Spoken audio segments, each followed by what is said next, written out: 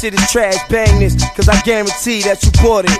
Heavy airplay all day with no chorus. I keep it thorough, nigga.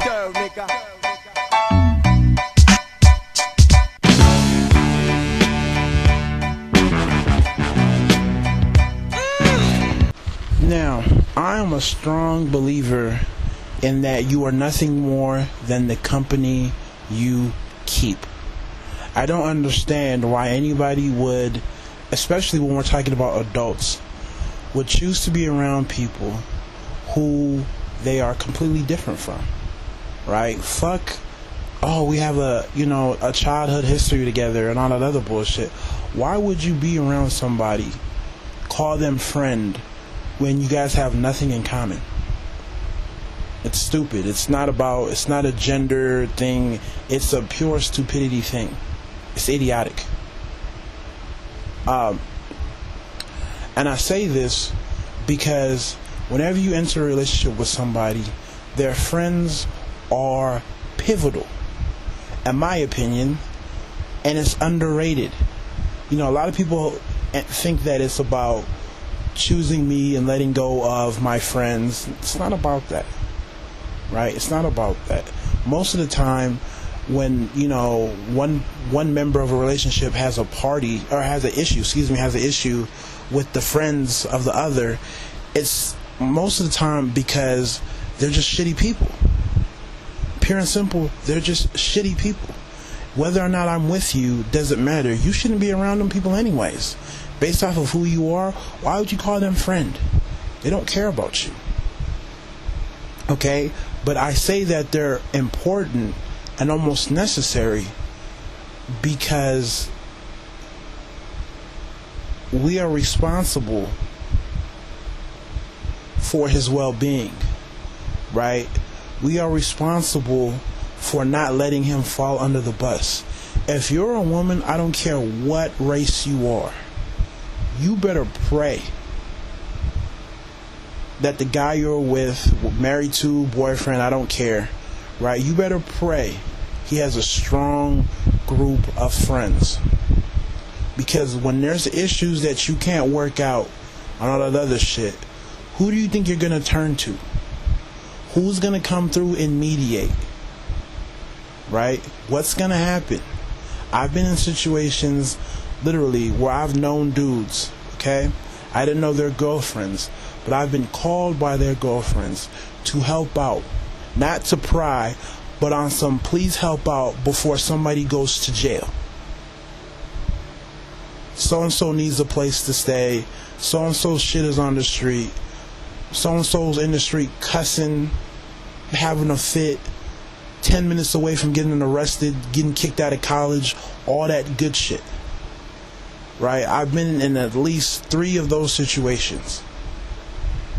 And I know friends who stay in those situations where they can come through and mediate. Why? Because I have his best interest at hand. Right? Him, whether I like you or not, him in a destructive relationship with you doesn't fit my relationship with him. So I have to smooth things over or make sure shit is getting resolved in a manner that makes sense for his own best interest. And his best interest isn't to have you acting crazy and acting out of pocket. So whether I'm cool with you or not on a friendship level doesn't really matter, because the fact that he's my boy forces me to deal with you. So like I said, you better pray. And it goes both ways. You know, a lot of dudes don't like to hear it, but you better pray she has a strong group of friends. That's a quality that we don't necessarily give people.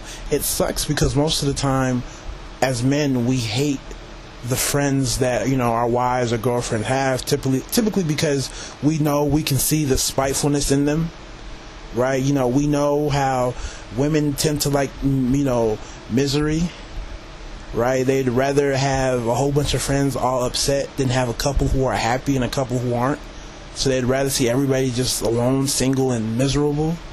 It is what it is, you know, and I've heard black women say this too, so let's not act like, you know, it's not out there. But anyways, as a dude, you better pray. right? When she's acting out of pocket, you guys can't resolve some shit, and there's too much emotion in the air. You better pray she has a homegirl or homegirls that you can turn to that are gonna set her straight. That can really sit down and say, yo, he has your best interest at mind. This is what you need to do. This is what you don't need to do. This shit is very important. Right? You know, I'm a little bit older, and whenever you get older, you can understand your parents a little bit on a different level.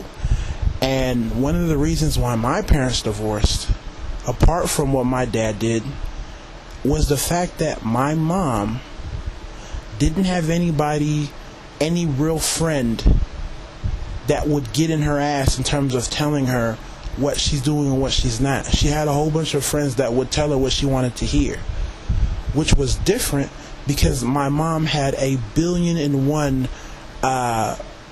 men that she can turn to that knew my father, that can actually sit him down and say, this is what's going on, try this and that, right? And I'll give my mom credit for that. She actually went to them, and you know, they've tried. My dad's friends tried to get him to where he needs to be. He just was too stubborn. But my mom never really had that.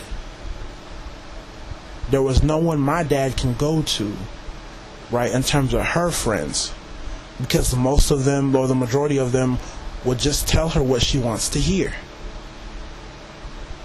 And, you know, they love drama, so they're going to advise her to do things that are going to cause more drama, more juicy gossip. It is what it is.